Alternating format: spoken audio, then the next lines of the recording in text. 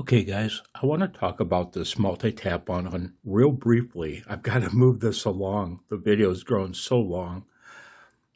I'm going to pin a link to my multi-tap on playlist. One moment. And that playlist will tell you everything you need to know about a multi-tap on. I've done a lot of work with them. But anyway, I want to do a brief recap because a lot of you guys are new and have never seen that stuff. What I've got here is a double core. You can't really see the seam between them. Two type FT14043. Okay, I glued them together with super glue with cyanoacrylate. And I buy my cores from Amidon Associates. You can also buy them from Fairlight. Okay. One moment. Oh, man. Sorry. Anyway, I don't know if I've done much video recording, any work on my back on that plate. I don't know where I left off. If I've done any video recording with a variable cap on the input. Okay, moving along. What we have here are two silver mica caps in parallel. They're 22 picofarads. Okay, so you've got 44 picofarads there. A 47 picofarad silver mica cap would work just great. Okay, and that variable cap, it's a fairly high quality one. It's ceramic. It's not cheap plastic. It's 130 picofarads. Okay? So, the wire. I had a friend give me a whole bunch of dead fluorescent ballasts, fluorescent light ballasts. And they have Teflon coated wire, those ballasts do. And man, I clipped all the wires off them. Man, I've about used it all now. I wish I had a whole bunch more, but that's what that is. It's solid Teflon coated wire. You can use stranded wire. I've experimented with that and it worked fine. One moment. I'm about dying here, man. So the variable cap and those two silver mica caps are both in parallel, and they're in parallel with the input. Okay, I just soldered a BNC connector on there, and there's not much else to say. There's 10 taps. The transformation ratio goes from 4:1 to 100:1. I have 2 turns on the primary, and on the secondary, I have 20 turns. Okay, I'll show you a little something in a moment. But basically, that's all we've got there. Efficiency, boy, I did a lot of testing back in the day, and the efficiency is remarkably good, remarkably high. You can tell, you know how? By the temperature rise in the core. You know, if you're feeding 100 watts of RF energy into this core and it's not getting warm, all that power is going somewhere, and that somewhere is your antenna, right?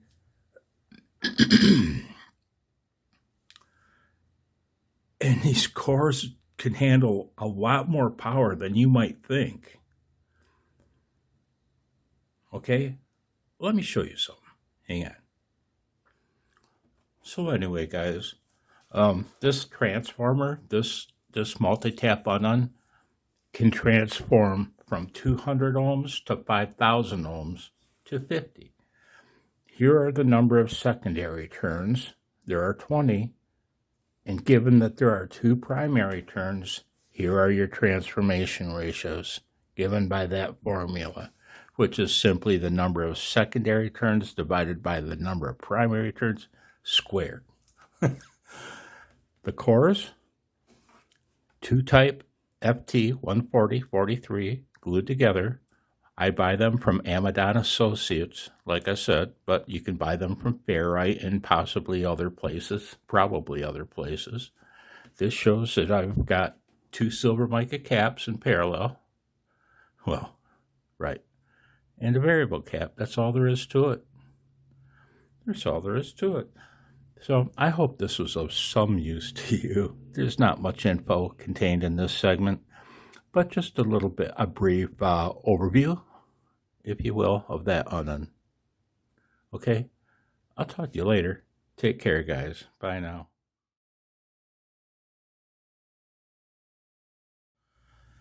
Hey, guys. Sorry about the poor photography. It's about the best I can do. I want to show you the tuning of this shit hits the fan end-fed half-wave 5-foot high 40-meter antenna. Right? That's a mouthful. I wanted to show you the results of my tuning experimentation. Okay? Now, this antenna is cut for the 40-meter band, and I found that using tap number 8, which is the 81-to-1 tap, combined with the variable capacitor meshed about 10%, gave me perfect tuning. And I'll show you, after we talk about all this, I'll show you the nano VNA plots for these 3 bands, okay? Excuse me. But I've got to move it along here because this video is already getting really long. Okay, so with the antenna set up like this, when I switched to 20 meters, I found that the resonant frequency is now 14.360, okay? As configured above, here's my standing wave ratios. You can see that it's resonant at the high end of the band. Now then, if I change that capacitor to 90% meshed, okay, it was 10. Now if I mesh it about 90%, look at the standing wave ratios. It's perfect, absolutely perfect on 20 meters, okay? That's the effect of that variable input capacitor. That's the effect of it. It doesn't change SWR. Well, it does, but indirectly, it changes the resonant frequency of the system. There will be people that say, it doesn't change the resonant frequency of that wire. Well, no, it doesn't. It changes the resonant frequency of the whole system, not just the wire. Right? So, perfect. Perfect. Now then, on 15 meters, as configured above, I found the resonant frequency was 21.660, and the SWR was 2-to-1 across the band, or higher. It was greater than 2-to-1 across the band. I forgot the greater than symbol. Okay? Now then, I found that when I changed to tap 7, now that's the 64-to-1 tap. When I changed that, now the resonant frequency came way down, right where I wanted it. And with the capacitor still 90% meshed and using tap number 7, I got these standing wave ratios on 15 meters. Oops, you can barely see that. And it's perfect. Just perfect. There's not much else to say about that. That illustrates the effect of that variable input capacitor. And I'll be showing you the, I suppose I already did. I record these segments out of order. So, okay, now I'm going to show you the standing wave ratio plots on the nano VNA. Okay, one moment. Okay, guys, that's the 40-meter band. The span is from 7.0 to 7.3 megahertz. 7.150 is in the middle. That's where the marker is.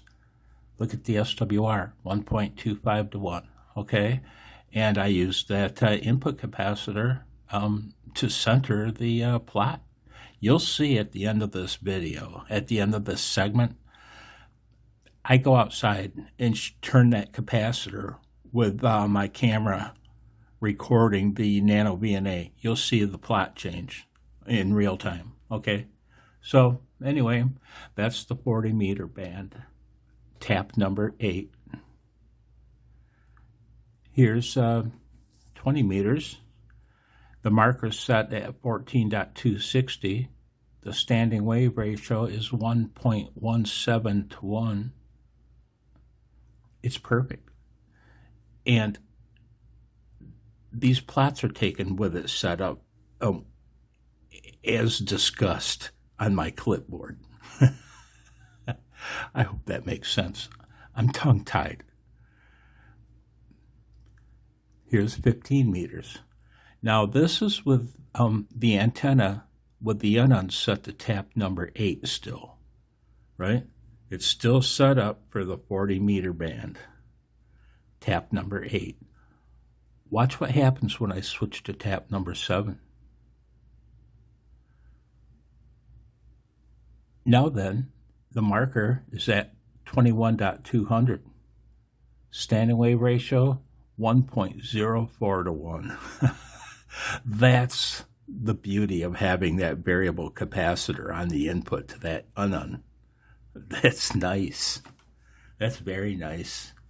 So, okay, guys, I'm going to... Hey, bird. What's up? I'm going to show you the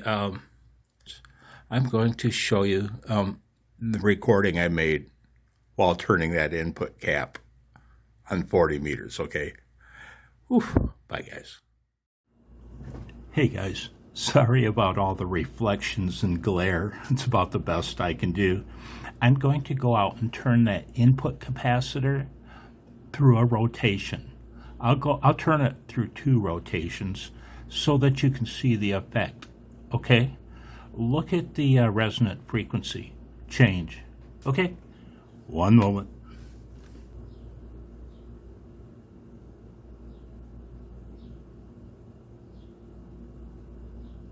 I'll go around again.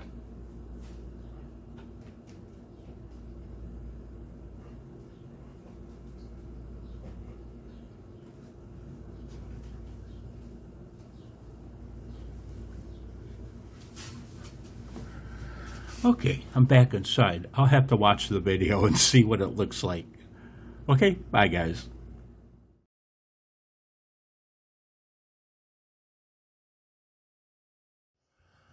Hey guys, I wanted to show you some RBN results on this 5-foot high end fed on the 40 meter band, on the 20 meter band, and on the 15 meter band, okay?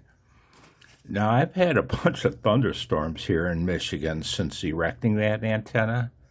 One moment.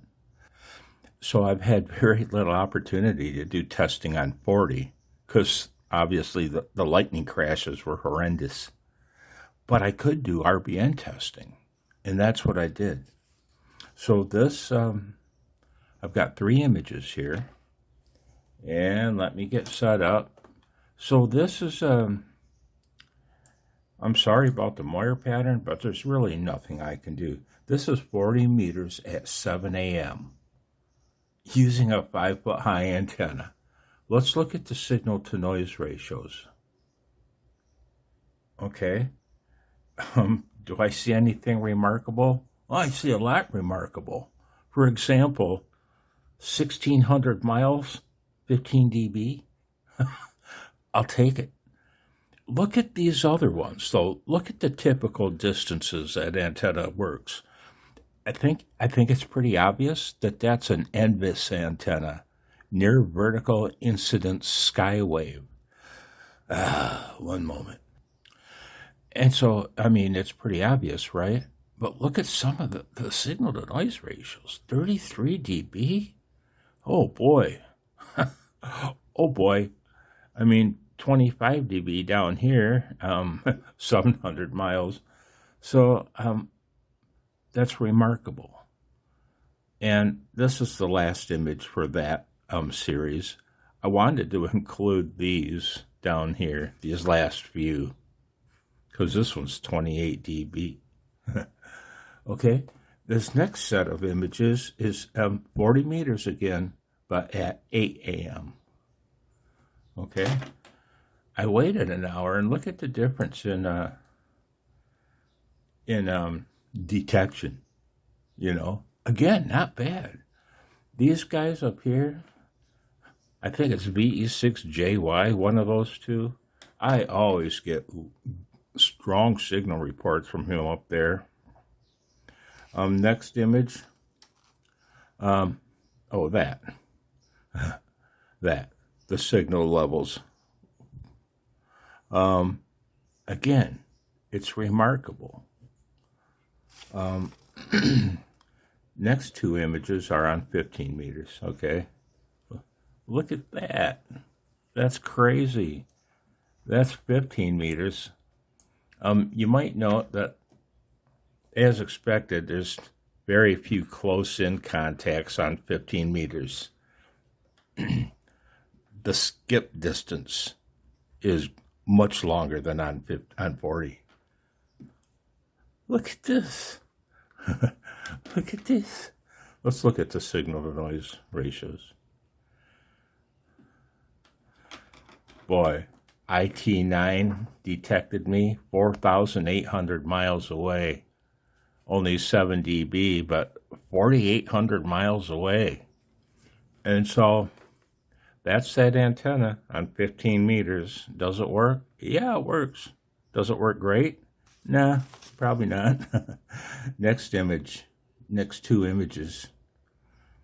20 meters, 5 watts. Isn't that something? Look at that, man. That's with 5 watts and a 5-foot high end fed. Let's look at the signal levels. Excuse me. Look at the signal to noise ratios with 5 watts. Here's a standout, probably right here. 1,500 miles, 21 dB. That's crazy. With 5 watts. Okay, last two images, 20 meters. Again, now this is 20 meters, right? With 5 watts. Next two images, 20 meters with 100 watts. And yeah, right? Let's look at, you might say, yeah, 100 watts. Yeah, 100 watts, nothing. That's bullshit. 100 watts and a 5-foot high end fed half wave. Is your antenna 5 feet high? I'm sorry, I don't mean to get nasty, but is it? I'm gloating. Right? I'm gloating. Look at my coverage. Let's look at the signal levels. Okay, 20 meters, 100 watts. Man, look at that. Look at that. 1,500 miles away, 29 dB. Really? And that's the one I always get good reports from, VE6JY. He and I have a pretty darn good path. Boy, dang, man. 3,600 miles, 17 dB. 4,800 miles again, 21 dB. Holy smokes alive, man. Look at that. That's crazy. Not bad. Not bad at all for a 5-foot high end fed.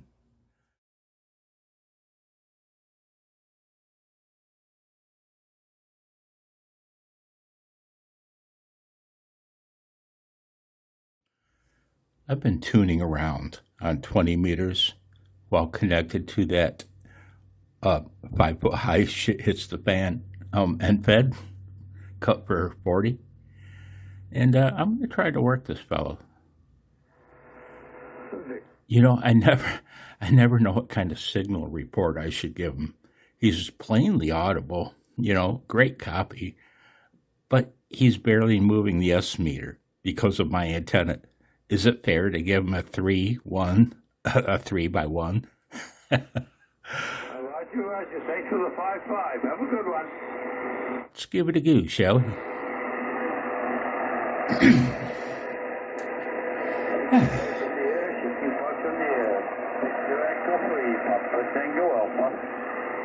I'll wait till he peeks out. Alpha 3, Hotel Delta. Oh, Tony, you are 57 into the park.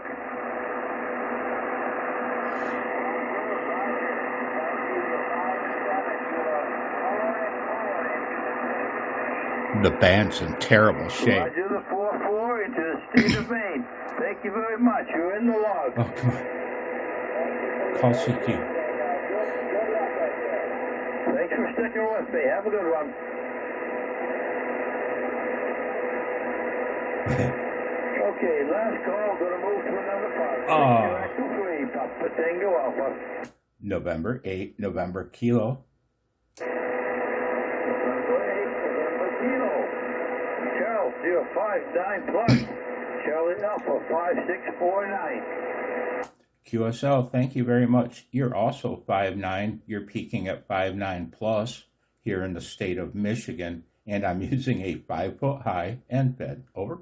5-foot high end fed. You're doing very well. Thanks for the contact. Have a good one. Thank you, sir. Have fun. Bye. Last call. VE3PTA. November 1, uniform kilowatt. November 1, uniform kilowatt, 5-9 plus. Charlie Alpha, 5649. This fellow is in Newark, Ohio. Let's give him a shot. All right, I have you 5. He's got a big pile up on him, though. It's going to be fun.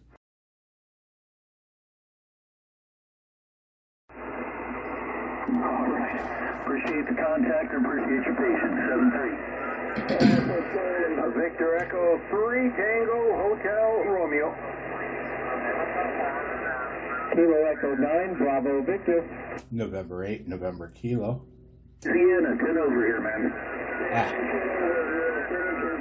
All right, 7-3 to you. QRZ. Kilo Echo 9, Bravo Victor. November 8, November Kilo. Indian Kilo, come back. November 8, November Kilo. November 8, November Kilo, Charleston, Michigan. I got you 5-9 in the park. QSL, thank you. You're also 5'9" in the state of Michigan, and I'm using a 5-foot high end fed. Over. Roger that. Sorry, I knocked myself off frequency there. I've got you 5-9 in the park, and I've got you in the long. QSL, thank you. 7-3. 7-3.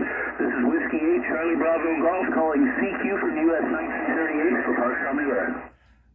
He bumped himself off frequency, and he missed the part about me using a 5-foot high end fed. Dang it, Bobby. But I worked him. Oh, by the way, you know what's funny? I don't really want to work CW POTA activators. I want to work phone ops. You know why? I love telling them I'm running a 5-foot high end fed and hearing their reaction. I want to hear the reaction. Using CW, I can't hear the reaction, and it gets a little cumbersome to talk about all that on a POTA contact. Using CW. With a phone contact, I can just throw it in there. Using a 5-foot high end fed, thanks. Which is to say that I get perverse joy. Perverse joy out of telling people I'm running a shit hits the fan 5-foot high end fed. There's something wrong with me, man. CQ Parks on the air. This is Alpha Foxtrot 8 Oscar Whiskey calling CQ Parks on the air. November 8, November Kilo. So November 8, November Kilo, 5-9 in the park here, Western New York. QSL, thank you. You're also 5'9". You're in the state of Michigan, and I'm running a 5-foot high end fed. Over. Yeah, Roger. You're getting your rig for a 5-foot antenna. Yeah, 5'9" in the park in Western New York. Yeah, this is a homemade vertical here I got set up on the side of the hill. And QSL, well, got a lot of QSB, but your antenna's doing fine. Thanks for the contact. Good luck, old man. Yeah, Roger. Thanks so much, and 73. Alpha Foxtrot 8 Oscar Whiskey calling CQ Parks on the air. 3, Foxtrot, Mike Charlie. Foxtrot Mike Charlie, QSL? Roger, Roger, Ryan. Have you 5-9 into Reading, Pennsylvania? Yeah, Roger, 5-9, Reading, Pennsylvania. Yeah, you're 5-9 here in the park near Chicago.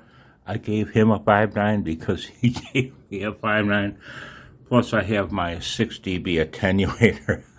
I don't know why I'm giving you excuses. Just because I can't punish him for my having a shitty antenna. Well, 40 meters has been hard for me to make contacts on for a variety of reasons, mainly the storms here in Michigan. The band has been unusable for several days. But anyway, there you go. There's a 40-meter contact using my 5-foot high-end bed. Bye.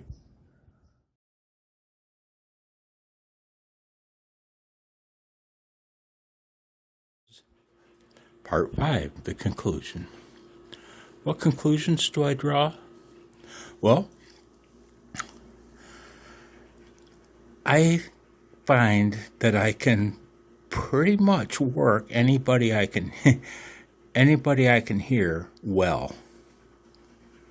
You know, if they're S4, S5, S6, I'm sure I can work them. I don't care what band it is. I'm convinced that the signal you transmit is better than the signal you receive. You know? As evidenced by the contacts I made. You know, I might have had my attenuator turned on, but I'm not sure if I did or not. But the fact is, although I gave him a 5.9, the reason I did that, I didn't want to punish him because of my shitty antenna. He shouldn't have to pay the price. But the fact is, they were S5, and he gave me an S9. S9 Plus. An S9 Plus on a 5-foot high-end bed. You know? They were easy copy for me, and I was easy copy for them. I'm convinced, in the signal reports, look at the distances of the RBN hits. It's obviously an NVIS antenna, and it works well. Would I want to use it for my everyday antenna for 40 meters? Oh, no. No. I'm dying to put my 80-meter end fed back up. I'm going to set that as a goal of mine for next week. I'll buy the spool of THHN at Menards in the next day or two. I got to get that antenna up. That antenna I missed. I hope you're well. Sorry this video grew so long. You guys take care. I'll talk to you later. Bye. Hey guys, I forgot to talk about the reason why I did this project. You know, I thought the antenna should be 93.3% of full length, but I'm wrong. At least for this antenna, where it was installed for this band, it ended up being 94% of full length, as suggested by 468 divided by frequency. Okay? And see, I measured it in two ways. I attached my tape measure right up here next to this point right here. And I pulled the tape measure down on an angle. Okay. To the far end to see what the straight line length, you know, because of these loops, right? And it was 61 feet 4 inches plus 2 inches for the clip. All right? So it ended up being 61 feet 6 inches. Well, I took the antenna down today and I pulled the wire straight. Uh-oh. The straight line length is 61 feet 8 inches plus 2 inches for the clip, 61 feet 10 inches. Okay? Right. One moment. Okay. If you use the formula, a half-wave antenna would be 65 feet, 5 3/8 inches, give or take, for the middle of the band. 65 feet, 5 inches, and this ended up being 61 feet, 6. Okay, so there you go. I'm gonna repeat this experiment on the 20-meter band. I'm going to put a 20-meter wire up, and I'm going to cut it to 94% of full size and see how it works out. See where it resonates. See what kind of match I can get. I'll talk to you later. Bye now, guys.